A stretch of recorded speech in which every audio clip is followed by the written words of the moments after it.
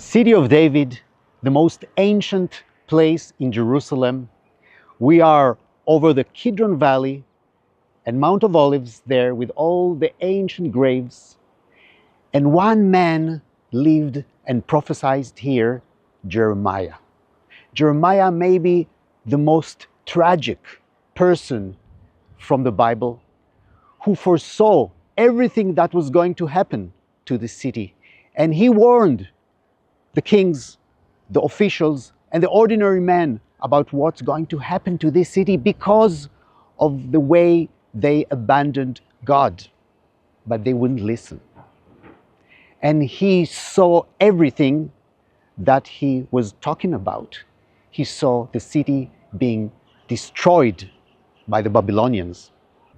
So we might think that this is a very tragic story. A person that foresaw all the destruction and then saw the destruction. But this story was told by God Himself. And therefore there's a lot of hope in God's story. Let's see what is the hope that Jeremiah told us about here in Jerusalem.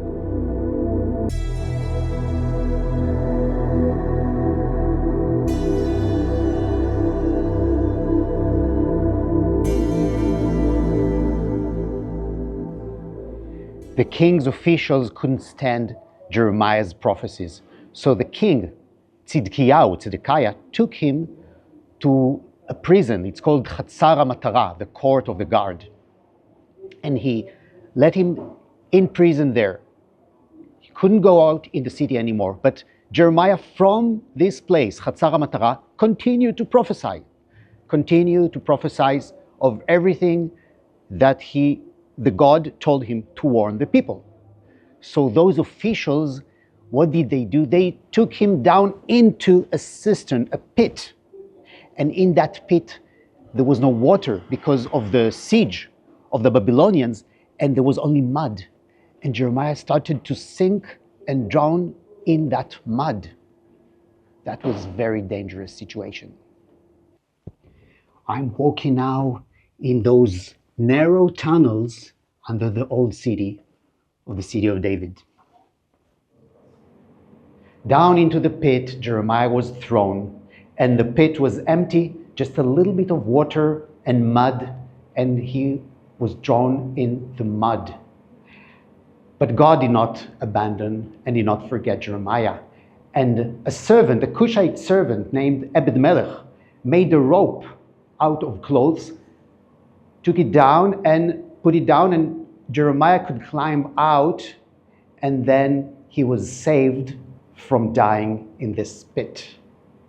But from this very low point in his life, a great hope is about to come. After his rescue from the pit, Zedekiah, the king, summoned Jeremiah and asked his advice. What should I do with the siege of the Babylonians? And Jeremiah said whatever he was saying the whole time. You need to surrender to them, and then you and the city will be saved. But Zedekiah said, I cannot do that. Because if they will take me to Babylon, the Jews in the exile in Babylon, they're going to retaliate on me.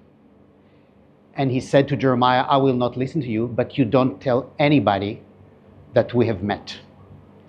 And he left Jeremiah in the same place, Chatzar HaMatara, in his prison, for the rest of the story. While in prison, Jeremiah had a vision of the Lord telling him that his uncle is going to come and ask him to purchase a field in Anatot. And indeed, that uncle, Hanamel, came to him and requested Jeremiah to buy his field in Anatot. Now, this would seem absurd, to buy a field in a land that is about to be completely destroyed by the Babylonians. And Jeremiah knew that this is going to happen. But still, he obeyed the Lord and purchased that piece of land, a field in Anatot. And then he prophesied houses, fields, and vineyards will be bought again in this land. The prophet continued with even more astonishing prophecy that the deserted street of Jerusalem and the towns of Judah will again see the joy of the bride and the bridegroom. In Hebrew we say, Kol sason v'kol simcha, kol chatan v'kol kala. This verse is being cited in every wedding of Jewish people until today. The climax of Jeremiah's prophecy is in chapter 31, when he speaks about the new covenant. Let's read. Behold, the days are coming, says the Lord, when I will make a new covenant with the house of Israel and the house of Judah. For I will forgive their iniquity, and their sin I will remember no more. This is the hope that comes from the pit, the depth where Jeremiah was, to this great hope of the Lord for salvation to Israel, to Judah, and through them, the whole of the world.